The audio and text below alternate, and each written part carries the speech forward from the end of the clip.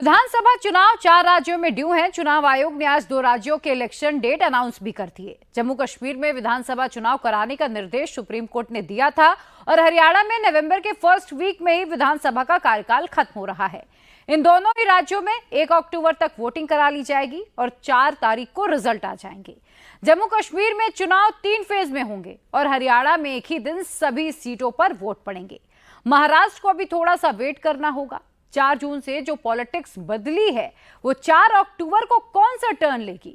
4 अक्टूबर को पॉलिटिक्स का कौन सा नया चैप्टर शुरू होगा? आप देखिए इस रिपोर्ट के जरिए। 4 जून के बाद 4 अक्टूबर, 4 महीने के गैप के बाद फिर से डी डे आएगा। 4 अक्टूबर को क्या होगा? 4 अक्टूबर को बीजेपी की पावर बढ़ेगी या घटेगी? जम्मू कश्मीर और हरियाणा चुनाव आयोग ने एक केंद्र शासित प्रदेश और एक राज्य में चुनाव का ऐलान कर दिया। इन चुनावों में नरेंद्र मोदी की पार्टी के लिए 1+1 होगा या 1 का स्कोर घटकर 0 रह जाएगा। इम्तिहान इंडिया अलायंस का भी है। हरियाणा उसे थाली में सजा हुआ दिख रहा है। हरियाणा में कांग्रेस पूरी तरह से तैयार हैं, लोग भी तैयार हैं। लोगों छत्तीसगढ़ ने फैसला कर रखा है, ये अगली सरकार कांग्रेस पार्टी की सरकार होगी। हमारी पूर्ण तैयारी है। हमारी सरकार मिशन मोड के अंदर लगातार पिछले 10 वर्षों से काम कर रही थी और अब भी लगातार आने वाले समय के अंदर आदरणीय नरेंद्र मोदी जी के नेतृत्व में हम हरियाणा के अंदर बड़े मैंडेट के साथ सरकार बनाएंगे। जम्मू कश्मीर में भी इंडिया गठबंधन वालों को मौका दिख रहा है। समय कम मिला है, अच्छा है, बहुत ही अच्छा कि समय मिला। अब पता लगेगा कौन तैयार था कौन तैयार नहीं था। डॉक्टर साहब क्या आप चुनाव लड़ेंगे? इसमें क्या आपको कोई शक है? उमर साहब नहीं लड़ेंगे? वो नहीं लड़ेंगे। आप लड़ेंगे? मैं लड़ूंगा। जब स्टेट रिस्टोर होगा मैं उतर जाऊंगा और उमर साहब उस सीट से लड़ेंगे। क्या आप अलायंस करने जा रहे हैं? अलायंस का इसीलिए तो मैं वापस आ रहा हूँ क्योंकि पार्टी हैज टू मीट। उसमें फैसला होगा कि अलायंस होगी या नहीं होगी। लोकसभा चुनाव में एंटी मोदी मोर्चा को गठबंधन का फायदा हुआ, लेकिन इस बार वो अपनी अपनी ताकत अलग से तुलना चाहते हैं। मैं सिर्फ इलेक्शन कमीशन से ये उम्मीद करूंगा, जो बहुत जरूरी है, कि लेवल प्लेइंग फील्ड सबको दें, सब पार्टीज को। ये नहीं कि एक को ज्यादा दे देंगे। और खासकर जो इन्होंने ऑफिसर्स को रातों रात चेंज किया है, इसका मतलब इन्हें मालूम था कि अनाउंसमेंट आएगा। मैं चाहता हूं कि इलेक्शन कमीशन इसको भी देखे। हमारा ये मानना है कि जिस स्टेट का अपना स्पेशल स्टेटस था उससे आपने हर एक चीज छीन के अब आप ऐसे जताना चाहते हैं कि आप हम पे एहसान कर रहे हैं। आप हम पे कोई एहसान नहीं कर रहे हैं। लोगों को जो 10 साल से तकलीफ हुई है वो दूर हो जाएगी इस इलेक्शन के बाद। कि ये नहीं कहेंगे कि दिल्ली से इसको बिठाया उससे बिठाया, जो भी बिठाया बैठेगा तो वो लोगों की मर्जी से बैठे। कोई सीएम का चेहरा की जरूरत नहीं है। इस वक्त है कि गवर्नमेंट इलेक्टेड हो, चाहे किसी भी पार्टी की हो, कोई भी लीडर हो। मुझे लगता है चीफ मिनिस्टरों से ज्यादा इस वक्त लोगों को एमएलए की ज्यादा जरूरत है। जम्मू कश्मीर विधानसभा की 90 सीटों के लिए 3 चरणों में मतदान का ऐलान किया गया है। पहला चरण 18 सितंबर, दूसरा चरण 25 सितंबर, तीसरा चरण 1 अक्टूबर। हरियाणा में एक चरण में ही चुनाव होगा। हरियाणा विधानसभा की 90 सीटों के लिए 1 अक्टूबर को वोटिंग होगी। दोनों राज्यों में वोटों की काउंटिंग एक साथ 4 अक्टूबर को होगी। चुनाव आयोग ने महाराष्ट्र और झारखंड विधानसभा चुनावों के लिए तारीख का ऐलान अभी नहीं किया है। उत्तर प्रदेश में विधानसभा की 10 सीटों के लिए भी उपचुनाव होने वाले हैं। उसकी तारीख भी अभी अनाउंस नहीं की गई है। महाराष्ट्र और यूपी की बात आगे करेंगे। सबसे पहले बात जम्मू कश्मीर की। जम्मू कश्मीर में 10 साल बाद चुनाव होंगे। जम्मू कश्मीर में आखिरी बार 2014 में विधानसभा चुनाव हुए थे। 5 अगस्त 2019 को जब ये राज्य राष्ट्रपति शासन में था, तब धारा 370 हटाई गई। जम्मू कश्मीर और लद्दाख को अलग किया गया। उसी साल से जम्मू कश्मीर का राज्य होने का रुतबा खत्म हो गया। इसे केंद्र शासित प्रदेश बनाया गया। तब से एलजी मनोज सिन्हा के जरिए केंद्र का राज चल रहा है। 10 साल बाद जम्मू कश्मीर के लोग अपनी गवर्नमेंट इलेक्ट करने के लिए वोट करेंगे। चुनाव अलायंस होते ही पॉलिटिक्स ने फुल स्पीड पकड़ ली। लगातार पिछले 24 घंटे में जो बेशुमार यहाँ ट्रांसफरें हुई, इलेक्शन कमीशन को उनका फौरी तौर जायजा लेना चाहिए।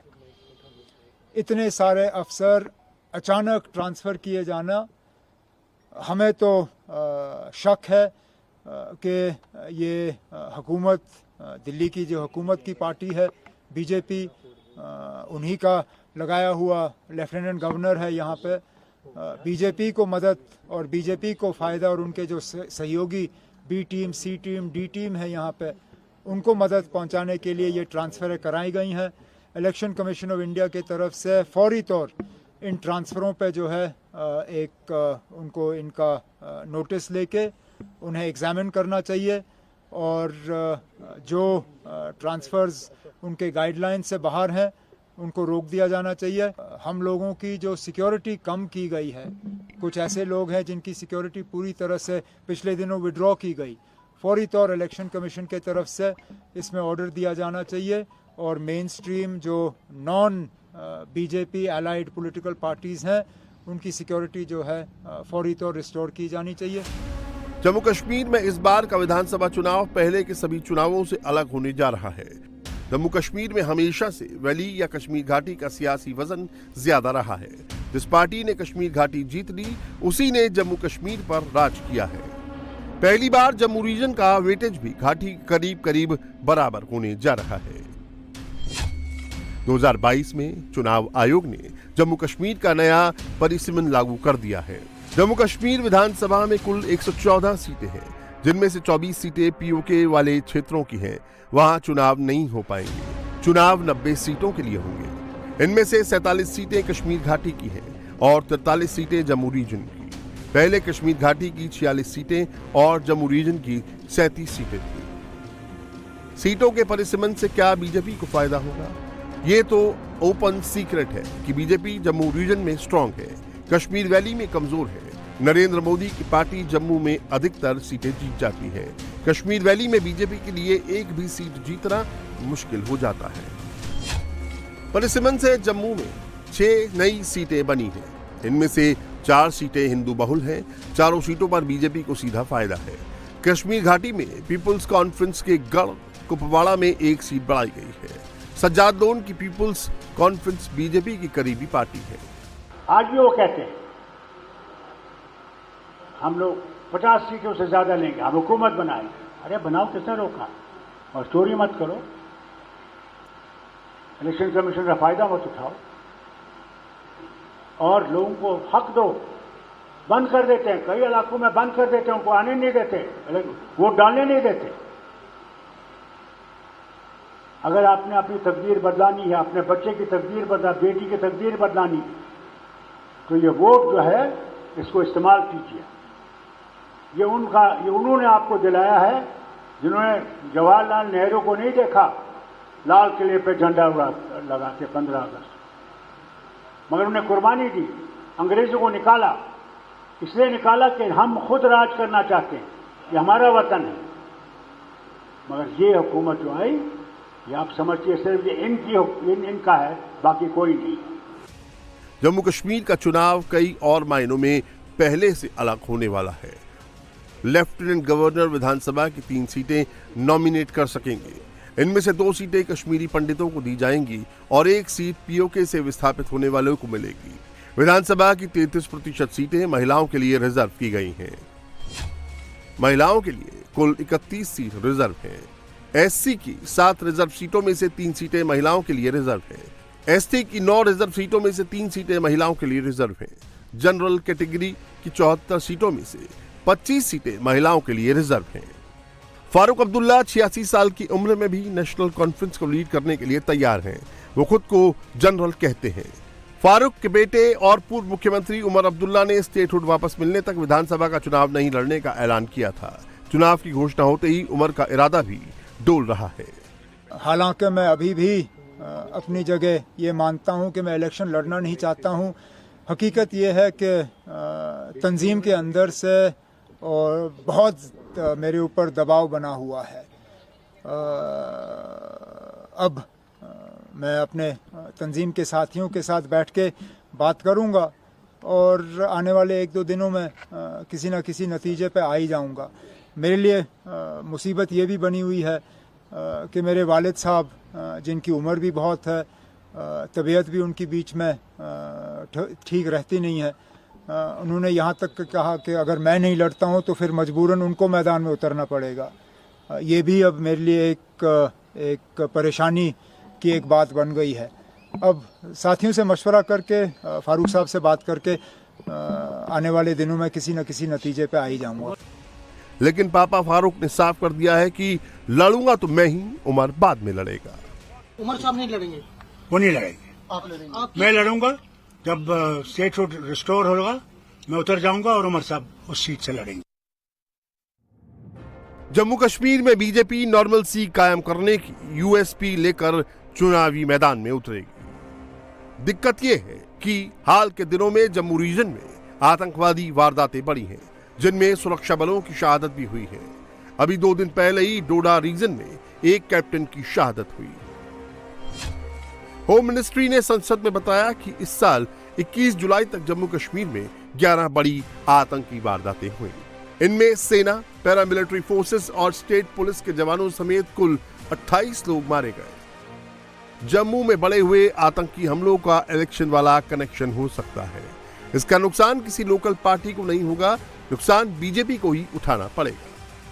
इल्तिजा जी, आपसे पहला रिएक्शन जानना चाहेंगे। 10 सालों के बाद जम्मू कश्मीर में बिलाखिर जो है चुनावों की घोषणा कर दी गई है, कैसे देखते हैं आप इस फैसले को? देखिए, हम पे कोई एहसान नहीं किया, लेकिन ये जताना चाहते हैं जैसे एहसान किया। आप जानते हैं जमहूरियत का एक बहुत एसेंशियल हिस्सा होता है इलेक्शन कहीं भी करना।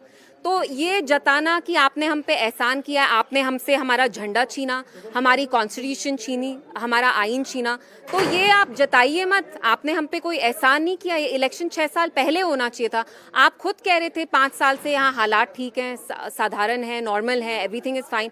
सो why did it take them so long in the first place? एहसान नहीं कर रहे हैं आप, बट बहुत अच्छी चीज़ है कि इलेक्शन करेंगे, क्योंकि पिछले 5 साल से जम्मू कश्मीर की जो आवाम है वो पिसती आ रही है, क्योंकि उनकी कोई सुनवाई करने के लिए है ही नहीं। वो किसके पास जाएं? बाहर बाकी स्टेट से आप ये जो ऑफिसर्स लाते हैं उनका यहाँ कोई स्टेक नहीं है, उनकी कोई पॉलिटिकल अकाउंटेबिलिटी नहीं है। डिलिमिटेशन भी हुआ है 2022 में, इक्वल सीट्स पर अब जम्मू और कश्मीर में ये चुनाव होने जा रहे हैं। कुछ आपको दिखता है, कुछ फैक्टर इसमें दिखने को मिल रहे हैं, कुछ फर्क पड़ेगा? देखिए, डीलिमिटेशन बीजेपी को हेल्प करने के लिए था, वो हम बच्चा यहाँ जानता है।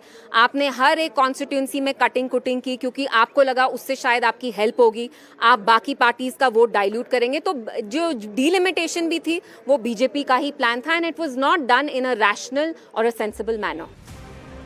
पीडीपी ही नहीं, नेशनल कॉन्फ्रेंस भी लोकल अफसरों की जगह बाहरी अफसरों को तैनात करने पर सवाल उठा रहे हैं।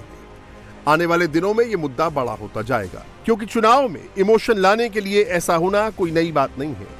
आप जाइए जम्मू के या श्रीनगर के सेक्रेटेरिएट में, कोई भी जम्मू या कश्मीर का वहां पे बड़ा अफसर नहीं है। वो क्या जाने यहाँ की जगह क्या है, यहाँ की मुसीबत क्या है। अगर जाएंगे आप, वो जानते नहीं आप कौन है। अगर आपका वहां पे होगा, वो जानता आप कहां से, आपकी मुश्किल क्या है। आप ये देखिए कि सारे जितने भी ठेके हैं वो बाहर वाले ले गए हैं, और करते क्या है, 10% अपना निकाल लेते हैं, फिर लोकल आदमी को देते हैं, तुम बनाओ। ये हालत है इस रियासत। क्यों नहीं हम लोग, हमारे लोग क्या बेकार के रखना है उनको? यहां तक कि मैंने ये पावर प्रोजेक्ट देखे, अभी मैं वहां से आया चिनाब से, सारे इंजीनियर बाहर से। क्या हमारे इंजीनियर बेकार ही रहेंगे? जम्मू कश्मीर से आपको ले चलते हैं हरियाणा, जहां 1 अक्टूबर को एक साथ 90 सीटों पर वोटिंग होनी है। हरियाणा में इसी साल के लोकसभा चुनावों में बीजेपी और कांग्रेस के बीच 5-5 से स्कोर टाई रहा। बीजेपी को 46.1% वोट मिले तो कांग्रेस को 43.7% वोट हासिल हुए।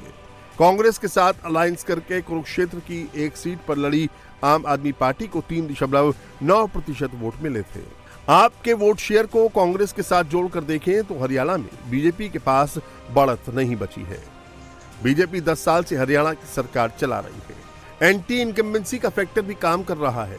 जाट और नॉन जाट वाला समीकरण हिल गया है, क्योंकि हरियाणा का 22% दलित वोट बैंक खिल गया है। निश्चित रूप से हमारा कार्यकर्ता चुनाव लड़ने के लिए अपने बहुत पहले से तैयारी कर रहा है और इसमें निश्चित रूप से जैसे केंद्र में नरेंद्र मोदी जी के नेतृत्व में तीसरी बार सरकार बनी है, इसी प्रकार हरियाणा में भी भारतीय जनता पार्टी की तीसरी बार सरकार बनेगी और निश्चित रूप से हम जनता को जो सहूलतें पिछले 10 साल से दे रहे हैं उन सहूलतों को आगे बढ़ाएंगे। कांग्रेस के जो थोथे नारे हैं, जिस प्रकार से उन्होंने लोकसभा में किया उस प्रकार से उनकी कोशिश विधानसभा में करने की रहेगी, लेकिन जनता का विश्वास उठ चुका है और ऐसे सब थोथी बातें जो कांग्रेस की हैं उन पर हरियाणा की जनता विश्वास करने वाली नहीं है। हरियाणा चुनाव से पहले बीजेपी को अपना मुख्यमंत्री बदलना पड़ा। खट्टर की जगह नायब सिंह सैनी को लाया गया। इसका कुछ फायदा हुआ तो कुछ नुकसान भी। अनिल विज जैसे पुराने नेता नाराज हो गए, हालांकि विज अब फिर से ताल ठोक कर मैदान में दिख रहे हैं। 1 अक्टूबर को हरियाणा के चुनाव होंगे। बहुत अच्छा मौसम होता है, लोग बड़ी संख्या में निकल कर आएंगे और जहाँ तक हमारी पार्टी की बात है, हमारी पार्टी पूरी तरह से तैयार है। हमने बहुत पहले से तैयारी शुरू कर दी थी और हमारे कार्यकर्ता तो वैसे हर वक्त ही तैयार रहते हैं। हमारे कार्यकर्ता कभी बैरकों में नहीं जाते, हमेशा फील्ड में रहते हैं और पूरी तरह से चुनाव लड़ने के लिए तैयार हैं। कागज पर देखें तो हरियाणा में कांग्रेस के लिए सब कुछ अच्छा है, सिवाय एक बात के। हरियाणा कांग्रेस की आपसी गुटबाजी खत्म ही नहीं हो रही है। पूर्व मुख्यमंत्री और हरियाणा के दबंग जाट नेता भूपेंद्र सिंह हुड्डा फिर से सुपर एक्टिव दिख रहे हैं। बात कुमारी शैलजा और रणदीप सुरजेवाला जैसे नेताओं को अच्छी नहीं लग रही है। कुमारी शैलजा का पूरी ताकत से चुनाव में साथ रहना कांग्रेस के लिए बहुत इंपॉर्टेंट है, क्योंकि जाट वोट के साथ साथ हरियाणा का दलित वोट ही कांग्रेस के काम आना है। सरकार की एंटी इनकम्बेंसी जो है वो मददगार होगी। इन्होंने कुछ काम किया ही नहीं। एंटी इनकम्बेंसी तो क्या, ये तो पूरी तरह से इनको शक्ल देखने के लिए राजी नहीं है। कांग्रेस में सब कुछ ठीक है सर, जिस तरह से बहुत बढ़िया, सही की खबरें आ रही हैं। बिल्कुल बहुत बढ़िया। कोई कांग्रेस के अंदर कोई अंतरकलह नाम की कोई चीज नहीं। चुनाव अनाउंस हुए जम्मू कश्मीर और हरियाणा में, लेकिन आज की सबसे बड़ी पॉलिटिकल मीटिंग हुई महाराष्ट्र में। मुंबई में महाविकास आघाड़ी के तीनों दलों के नेता, शिवसेना यूबीटी के उद्धव ठाकरे, एनसीपी के शरद पवार और कांग्रेस के पृथ्वीराज चौहान और नाना पटोले अपनी अपनी पार्टियों के साथी नेताओं के साथ एक जगह आए। दिन भर की चर्चा का एक ही एजेंडा था, महाराष्ट्र में कैसे अपनी सरकार बनाई जाए। इस मीटिंग में उद्धव ठाकरे ने कांग्रेस और एनसीपी के सामने एक मुश्किल चॅलेंज रख दिया। मुख्यमंत्री पदाचा चेहरा कोण? उद्धव ठाकरे होणार का आणखीन कोण होणार? मी आज सगळ्यांसमोर स्वच्छ सांगतो की पृथ्वीराजजी तुम्ही आलात, पवार साहेब तुम्ही आलात, तुम्ही आत्ता तुमच्यापैकी कोणाच्याही मुख्यमंत्री पदाचा जाहीर करा, उद्धव ठाकरेचा त्याला पाठिंबा असेल, या जाहीर करा। कारण मुळामध्ये मी माझ्यासाठी लढतो ही भावना माझ्यात नाहीये। ज्या क्षणी मी मुख्यमंत्री पद सोडलं ते पुन्हा जे काही लढतोय मी माझ्या स्वार्थासाठी नाही लढत, माझ्या महाराष्ट्राच्या स्वार्थासाठी लढतोय। राजनीति में ऐसे सवाल डायरेक्ट नहीं पूछे जाते। ओपन मीटिंग में तो ऐसी बातें बिल्कुल नहीं होती। 2019 के पिछले चुनाव से सबक ले चुके उद्धव ठाकरे ने डायरेक्ट पूछा तो कांग्रेस के नाना पटोले ने इनडायरेक्ट वे में जवाब दिया। कोण मुख्यमंत्री बनणार महाविकास आघाडीचा? उद्धवजीने मुद्दामून तो प्रश्न या ठिकाणी टाकला। माध्यमात ते वेगळ्या पद्धतीने जात असेल। आम्हाला महाराष्ट्रामध्ये या भ्रष्टाचारी सरकारला महाराष्ट्राचं धर्म आणि महाराष्ट्राचा स्वाभिमान विकणारं, गुजरातला विकणारं जे सरकार आज महाराष्ट्रात बसलेलं आहे, हे सरकार उद्ध्वस्त करणं आणि प्रामाणिक जनतेसाठी असणारं सरकार महाविकास आघाडीतून निर्माण करायचं आहे। मुख्यमंत्री कोण बनायचं ते सगळे नेते बसून ठरवतील, ते तुमचं आमचं काम नाही। सीएम कौन, इस सवाल पर पवार अपने पत्ते नहीं खोल रहे। कांग्रेस पुराने फॉर्मूले की बात कर रही है, जिस पार्टी के सबसे ज्यादा विधायक उसका मुख्यमंत्री। 2019 में उद्धव इसी फॉर्मूले पर मुख्यमंत्री बने थे। 2024 में उन्हें ये फॉर्मूला मंजूर नहीं हो रहा। उत्तर प्रदेश के बाद महाराष्ट्र का ऐसा राज्य है जिसने नरेंद्र मोदी जी, अमित शाह जी और देवेंद्र फडणवीस जी का पराभव किया। हमने यहाँ 31 सीटें जीती हैं। यूपी के बाद उत्तर प्रदेश के बाद सबसे बड़ा आंकड़ा लेकर हम दिल्ली में गए। कोई मतभेद नहीं है, ना सीट शेयरिंग में है, ना मैनिफेस्टो में है, ना किसी काम की पद्धति में है।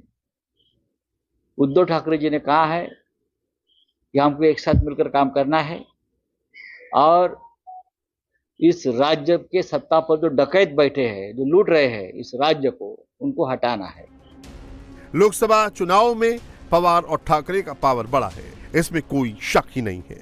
लोकसभा सीटों के हिसाब से महाराष्ट्र में कांग्रेस सबसे बड़ी पार्टी बनकर निकली है, इसमें भी शक वाली कोई बात नहीं है।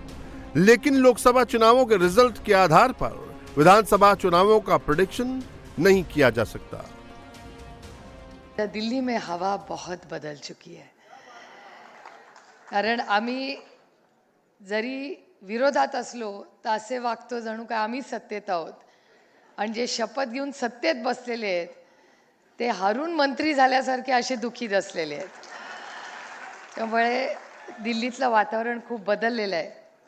आता आपल्याला महाराष्ट्रामधलं वातावरण बदलायचं आहे, आणि नुसतं वातावरण नाही, सरकार बदलायचं, ही मोठी जबाबदारी आपल्याला सगळ्यांना इथून घ्यायची आहे।